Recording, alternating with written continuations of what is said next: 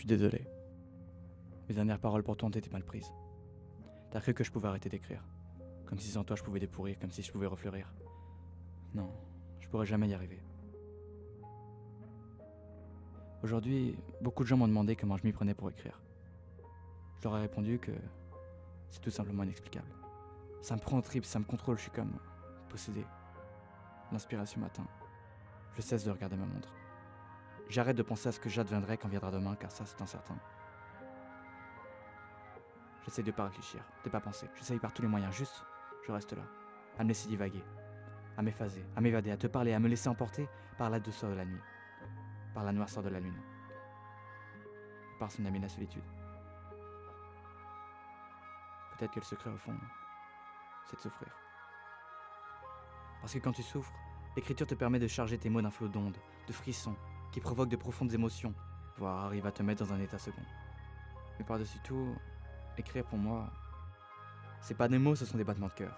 C'est pas des phrases, ce sont des vents catalyseurs. C'est pas des leurres, ce sont des pleurs. Ouais, des pleurs, bordel, qu'est-ce qu'il te faut de plus? Ça traduit ma douleur et mon malheur. De toute façon, qu'est-ce que tu peux en avoir à foutre de mes histoires confuses? T'es même pas vivant, pensais-je songeur.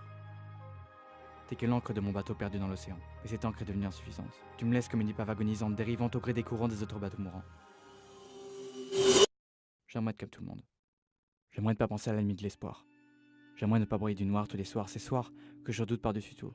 Pourtant, ce sont ces soirs-là où je pense à l'ennemi du désespoir. Ce sont ces soirs-là où je te reprends espoir et où je me persuade que ce n'est qu'une mauvaise passe, une routine provisoire. Mais le lendemain, tout recommence, tel un cycle sans fin. On me l'a arraché, on me l'a emmené. Le pire, c'est que je sais même pas où. Quand ma sœur était petite, elle avait peur du noir. Elle m'appelait à l'aide, elle était assise dans le couloir. Quel connard, le directeur du pensionnat. Je pouvais même pas rassurer Elsa. Elle pleurait toutes les larmes de son corps, tel un loup hurlant à la mort. Et moi, j'étais derrière la porte. Je pouvais même pas l'ouvrir, je pouvais rien faire. J'ai l'impression que maintenant c'est pareil. Elle est là, quelque part, dans cette immense forêt. Sans que je puisse savoir si elle va bien, sans que je puisse savoir ce qu'on pourrait faire, à part se battre pour que la police continue les recherches. Pourquoi avait-elle besoin d'aller là-bas? Pourquoi avait-elle besoin de faire comme tous les autres attardés? T'es peut-être en train de te dire, cher journal, pourquoi il pleure pas?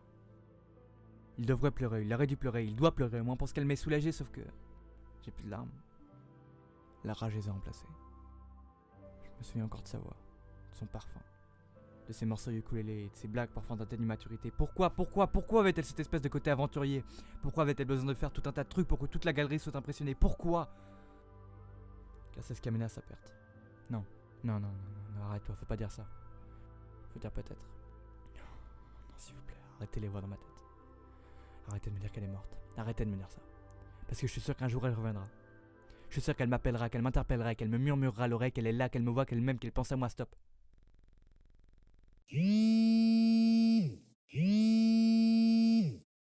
Allô?